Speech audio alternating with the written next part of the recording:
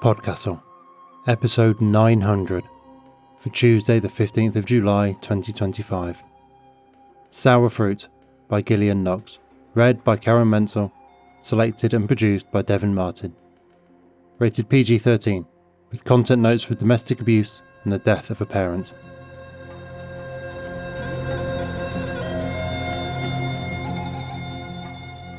Good morning, good day, good afternoon and good evening, and welcome to PodCastle, the flying castle of fantasy fiction.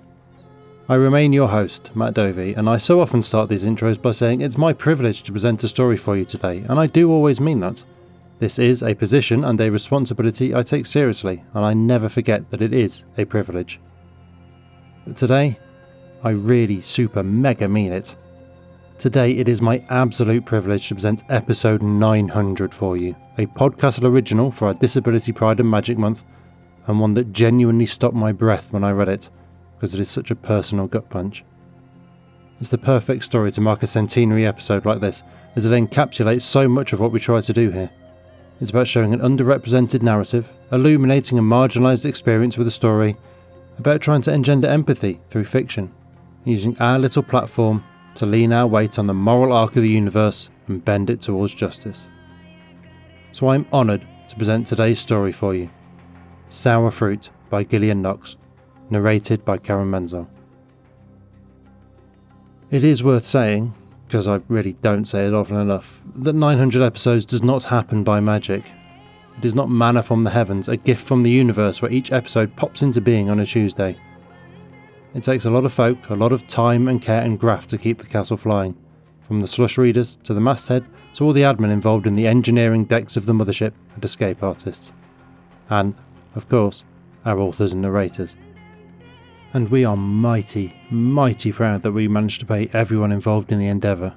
A token fee, sure, nothing like what's fair, but there's vanishingly few short fiction markets that manage it at all.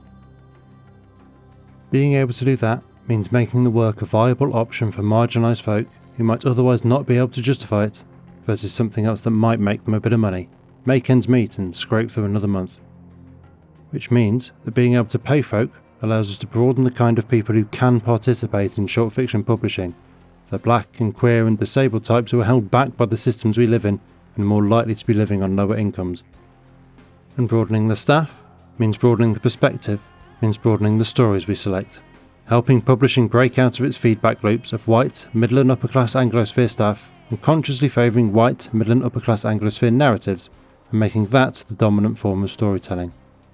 And as I'm telling you all the time, stories are how we shape the world. And for 900 episodes, all that has been possible thanks to our donors, who almost entirely keep this whole thing rolling. We've run maybe one carefully vetted ad a year, tops. It's pretty much all donations, and more than 90% of what comes in via them goes straight back out to our creators and our staff, especially now we're a 501c3 non-profit and we get access to all the cheap pricing for the admin tools we need. We literally could not do this without our audience. We need your support, and if possible your donations. Recent changes to the US government's priorities and approach to arts funding have shut off a revenue stream we were really hoping to tap into. And budgets have been getting tighter recently. And if a few more of you sign up to donate monthly at patreon.com/EAPodcast, you would not believe the difference it would make and the distance we will make it stretch. Doing that gets you access to the EA Discord, where we natter about the episodes each week, and a bunch of other stuff listed there. If you want to donate as a one-off, you can do that via PayPal or other methods all listed on our website front page as a series of buttons down the right side. And if you've got any questions at all about supporting us, you can email donations@escapeartist.net and we'll get back to you with whatever answers you need. For those of you who support us already, thank you, thank you, thank you. For those who can't afford to, but spread the word to their friends so we can grow our audience and grow the segment of people who can donate, thank you, thank you, thank you. We wouldn't be here without you all, and we do love being here. Your author today, Gillian Knox, is a queer autistic writer living in Wisconsin with pets, dying plants, unused degrees and a partner or two, depending on the day. Previously, Gillian has been published in Lamplight magazine. Your narrator, Karen Menzel, née Bovenmeier, earned an MFA in Creative Writing, Popular Fiction from the University of Southern Maine. She teaches and mentors students at Iowa State University and Western Technical College. She is the 2016 recipient of the Horror Writers Association Mary Wollstonecraft Shelley Scholarship. Her poems, short stories and novellas appear in more than 40 publications, and her first novel, Swift for the Sun, debuted from Dream Spinner Press in 2017. And now pay attention, for our tale is about to begin, and you'll want to hear it over the sound of the lake's rush and roar.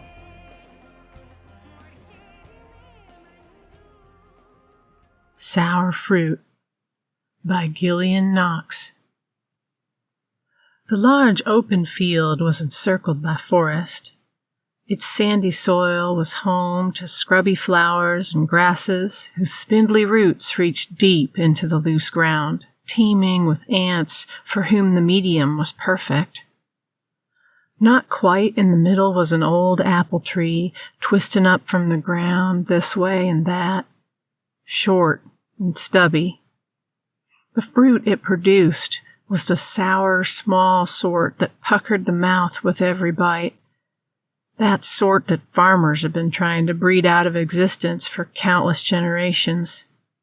Yet it lived, thrived even, in the clearing in the middle of the woods. Fish would run to it when the lake grew too loud. Snuggling herself inside its crooked roots, stretching her small hand upwards to poke into the hole that had rotted through the middle of the old tree, watching the sun as it came through her fingertips. The tree was the one place on the peninsula where the lake would soften. It was still there. The constant shush, shush of waves on rock was inescapable, but it faded into the background. It was a mild day in late September when Fish found the first gift. That's how she thought of them. Gifts. Georgie had been teasing her all through the school day, pelting her with bits of chalk until the lake rushed into her ears, drowning out teacher's lecture on Pythagoras. She ran as soon as the bell on teacher's desk was rung, out across the browning prairie grass to the twisted pine trail, over the rocks and into the field. She cried to the tree, letting all her frustration and childish hatred out with each salty tear. Calmer, she reached up into the rotten hole and her fingers found paper. There was no real explanation for why a bag of flour sat in the rotted-out crook of the old tree, but Fish knew immediately that it had been left for her. She stood to pull the first gift close to her chest, crinkling the paper and sending small puffs of white out from the corners. It would get on her shirt, and Mama would be cross, but it didn't matter. Finding the treasure had lifted the weight of the day and quieted the lake enough that she could go home. Once she got there, though, the flour became a problem. If she were to bring it inside, surely Mama would find it, take it from her, use it in her dry, crusty bread, the kind that hurt Fish's mouth. She stood outside the kitchen door, listening to the sounds of bustle on its other side for a full 5 minutes before deciding. She was the last one in that evening. There would be no reason for her parents to leave until the next morning. She would leave it outside on the porch, wake early, and be the first one out the door in time to retrieve it in the morning, and find a safer, secret space to keep it, far from Mama's kitchen. Papa barked when she came in. Where had she been? Why had she not been helping Mama? She was a useless girl. Mama nodded along as though she agreed, as though she wanted Fish underfoot in the afternoons, as though she wasn't always shooing her away to run in the woods. Fish said nothing, looking chagrined and soulful so that Papa felt his words held weight. She choked down Mama's cooking, did her small chores, and went to bed. She woke before the light. There was no clock to wake her, just the anticipation of being the first up. She crept down the stairs, flashlight clutched in hand, avoided the creaky floorboards, and slowly eased the kitchen door open.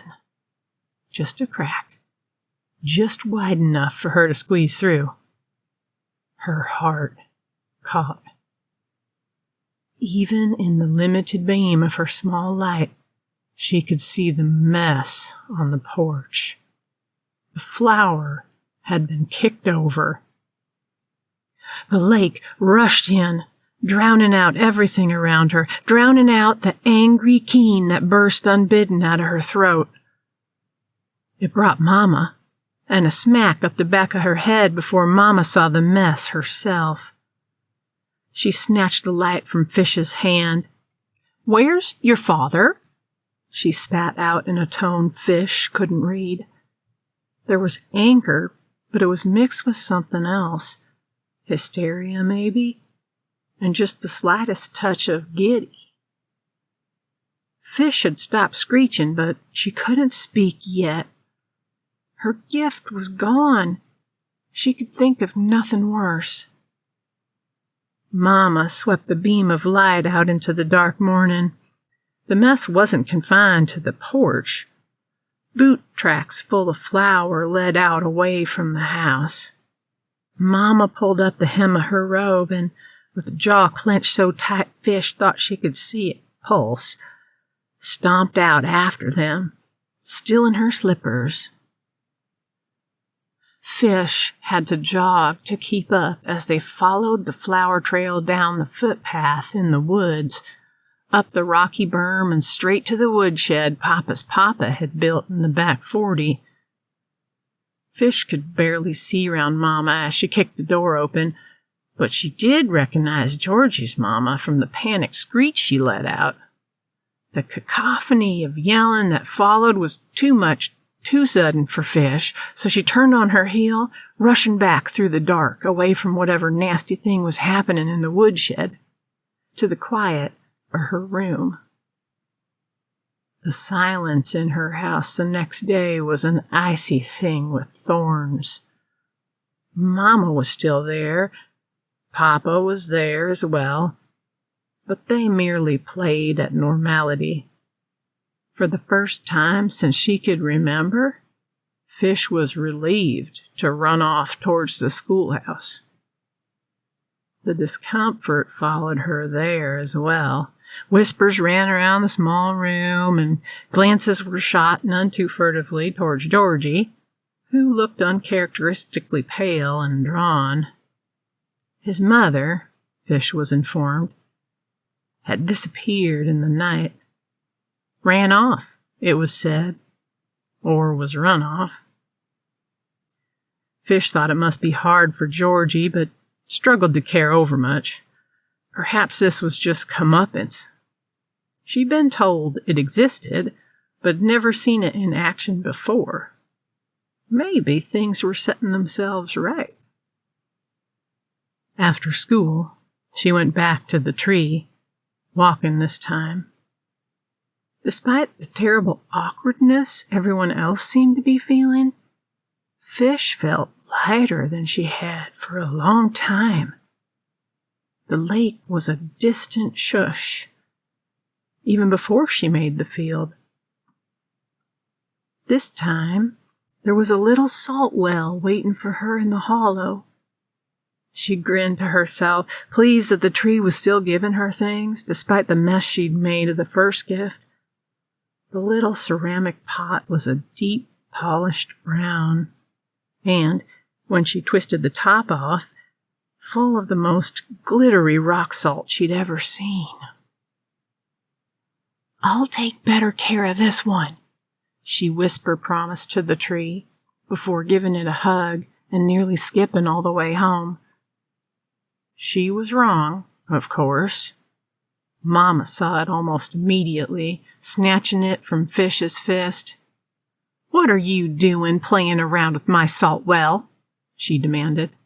"I've been looking for this for days." Fish got another smack across the head and took her seat for dinner, fuming. Mama crashed the salt well onto the table hard enough that Fish thought it might break. The icy silence was maintained, though every movement Mama made echoed loudly. Papa still got his bowl of soup first, but it slopped over its sides with the force of Mama setting down. Fish got a smaller bowl, with a little less force but more spillage, and she sat, as was expected, waiting for Papa to start his own meal. He twisted open the salt well in front of him. Fish felt her heart jump to her throat, and the lake was right there waiting. It sloshed around in her guts as he took an impossibly big pinch of her gift, throwing it carelessly in his food. Fish's fists clenched as he lifted the spoon to his lips. He was ruining everything. She didn't realize he was choking at first. Sometimes he just turned red like that, after a beer, when he was particularly mad with Mama, or when Fish annoyed him. When it clicked, she kept silent still, fascinated, watching as the red turned to white, turned to purple. It wasn't like she would have known what to do anyways. The clatter of his head knocking his bowl over cut through the lake noise. She was surprised. It wasn't the sort of thing that usually helped. "Mama," she called her over from the sink, pointing at Papa's airless body. For the second time in 2 days, Mama started screaming. Fish was forgotten in the busy. The doctor came and carted Papa off. The neighbors came and comforted Mama. Fish was neither told to finish her dinner nor chased away from the table, so she grabbed the salt well when no one was looking and hid it under her mattress. In the morning, the neighbors were still there, or maybe they'd gone and come back, but Fish was still ignored. It was preferable, really. She wanted to get to the apple tree before school. Dew from the morning soaked through her canvas shoes, but she ran through the grass anyway. This time, there were no kitchen staples waiting for her, but instead 5 silver dollars glistening in the rotted center of the tree. She turned them over in her hand obsessively, marveling at the slick, cool feel of the metal and how quickly it turned warm with contact to her skin. When she got close to the schoolhouse, she slipped the coins into her pocket, safely out of the sight of the other children. But she couldn't stop her hand from grasping at them, rubbing them against each other, even where she couldn't see them. The soft clink of metal on metal was dulled by the cloth surrounding it, but not silenced. The other children stared at her more blatantly than they had stared at Georgie the day before. Instead of whispers, there were straight-up questions. "Why are you here? Hasn't your papa died? Why aren't you sad? Are you even human?" The questions quickly turned from concerned and confused to jeering and angry. Aptly named, she was called because she was nothing but a cold, wet fish. Fish had heard these things before, so they didn't bother her much. Besides, she had her warm coins to bring comfort. Georgie was the one who heard them. Of course it was Georgie, always a nuisance.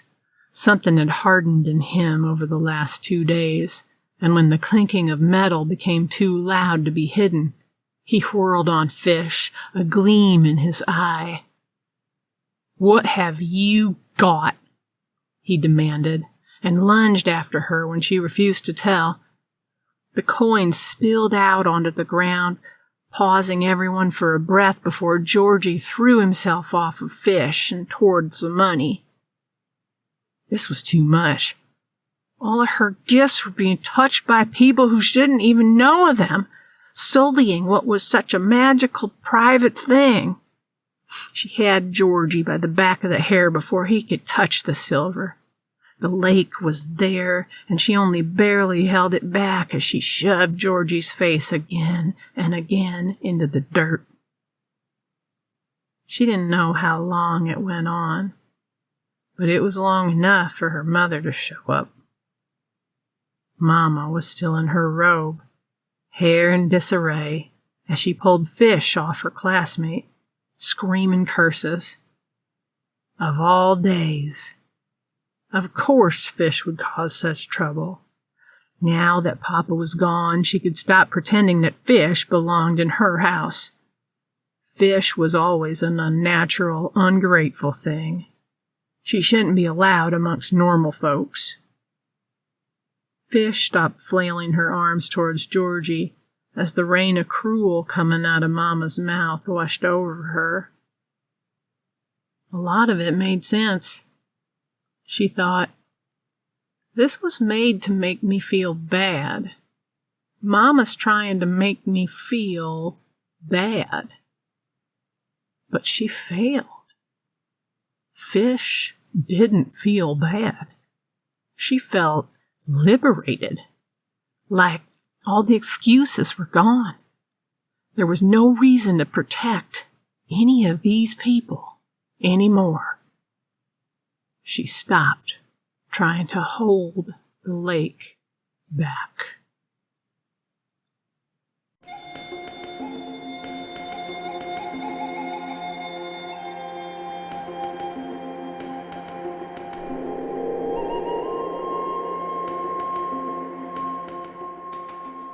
And welcome back.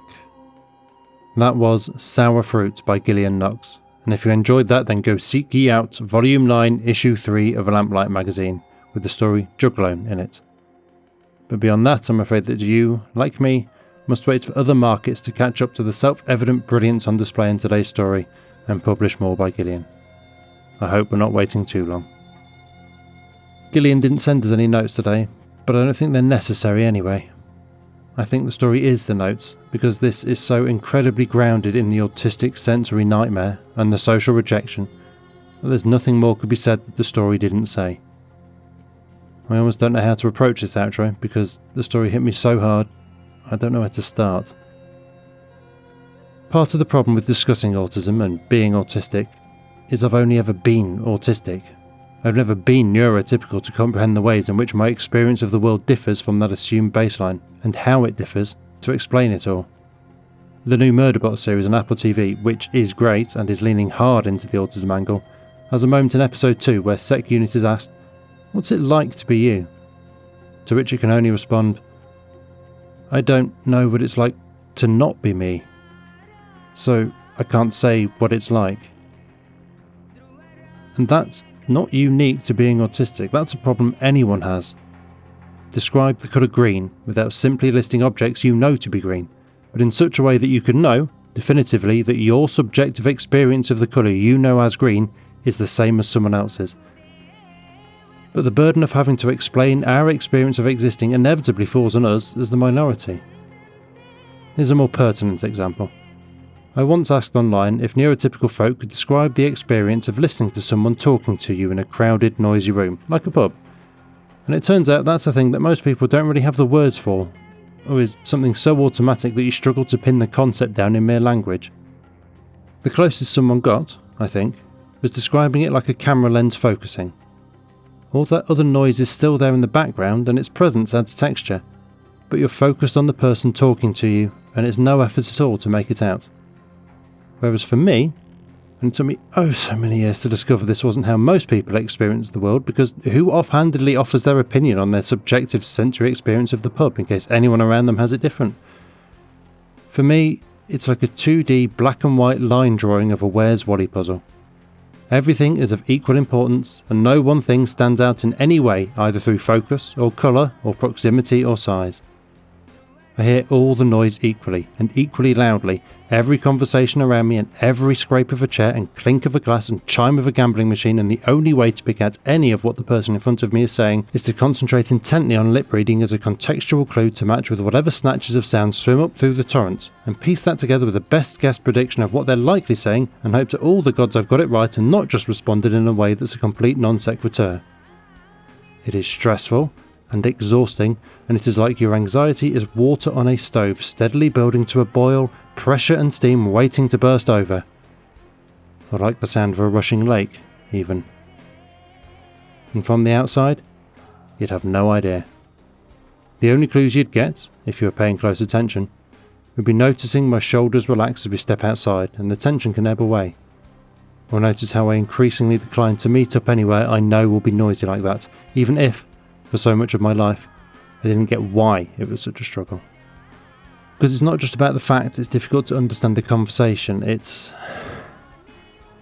Being autistic and existing in the world is like having an imp perched on your shoulder, continually jabbing you in the face with a sharp claw to interrupt your every thought and moment.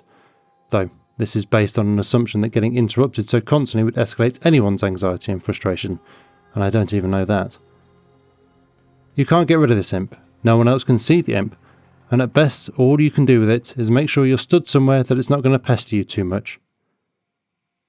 But if you're somewhere crowded, somewhere with bad acoustics and too much reverb, somewhere with sudden loud sounds that will cause you actual physical pain in your eardrums and honest-to-God stabbing sensation, and too much colour and too much movement and unspoken unfamiliar rules on how you should be behaving, and hard floors that are hurting your feet and a temperature high enough to make you feel sick, that imp is going to jab you for every one of those things that make it uncomfortable, and that jabbing is going to interrupt you constantly and force your thoughts to keep switching track, pestering you like a small child, constantly asking you to get up and do something for them every time you sit down to try and do your own thing, and that frustration builds and builds and builds, and then... Well, here's the thing. I've noticed a tendency in contemporary special education to describe it as becoming dysregulated, which I hate for how medical it sounds, and I hate because it seems to be used out of fear that meltdown is somehow rude and demeaning, when it is, in fact, perfect. A nuclear meltdown is a runaway chain reaction when the balance has been knocked off kilter and the interaction between everything has become self-sustaining and self-building, and there is, by the time you're at that point, nothing you can do to stop that momentum and that pressure build-up. The moment to act and avert was before it was a meltdown. By definition, it is only a meltdown once it is too late to stop. And that is an autistic meltdown. If you know you're autistic and understand that the sensory environment is like that imp on your shoulder jabbing you in the eye, then you learn to recognise the signs and understand that it's the environment that's causing you this stress and that you need to remove yourself from the situation. Go outside for some cool air and quiet. And it is terrible that there are times in my life where the reason I've been a smoker is to have that excuse, because it's too hot and loud in here is not an acceptable thing to say. But if you don't know that about yourself, don't understand, and honestly, I am taking so many words here to describe something that Gillian's story has already taught you so much more elegantly. I can't speak to their intention in writing it, but to my interpretation, there's no lake here. Not at all. Not a real one, not a magical one. No, the lake that fish tries to escape, that sound that surrounds her, from a low shush shush of waves on rocks to a roar in her ears, that's just autistic anxiety. The constant, inescapable background noise of our lives that we're always trying to hold back. Finding somewhere quiet and alone and grounding, like, say, a tree in a field in a forest, might dull the noise, but it's never truly gone. And when everything in your world is off balance and you don't understand how or why, which is, let's be honest, what life is as a child, and people are pestering you and judging you and taking your silver dollars, then the lake is swollen and rising and wanting to burst out and wash over everyone and everything around you and wash it all away, and it is all you can do to fight it and hold it back. And for whose sake? For everyone else's. Because a meltdown is a release. It is a necessary emergency pressure valve. It alleviates all that built-up tension and stress. But it is also, in society's eyes, a deeply shameful thing, a dangerous thing, a scary thing. Someone who would react like that is to be feared, not even pitied, let alone understood and empathised with. When you have a meltdown, no one thinks about what an awful burden of pressure you must be under to have gotten to this point, to no longer have had the strength to hold it back despite knowing the social consequences. No, they only think about how it scares them and makes them uncomfortable and feel unsafe because this is uncharted territory and they don't know the rules of the situation. No, what an irony that. So you bottle it up and you fight it for their sake, so you don't make them feel bad around you, because it's struggle enough to get even an iota of acceptance, and doing something as gauche as allowing yourself to react naturally and necessarily to the stimuli around you is sure to burn that narrow rope bridge that connects you. So I get it when Fish stops fighting here, when she lets the lake burst out. I get it because I've been there so many times in my life.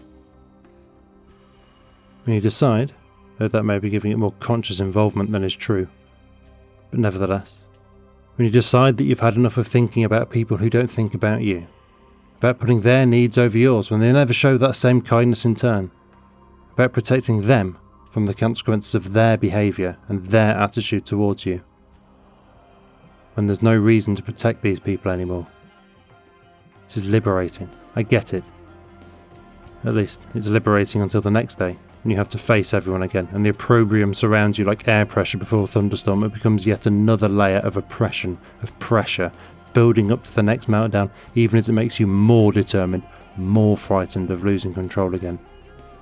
Which means it is, essentially, just a constant escalation throughout our whole lives, from which we can never escape, because even if we leave people behind, we still carry their judgment with us, when we're awake in bed at 3 a.m, reliving the moment over and over and over. There's no neat wrap up from me here.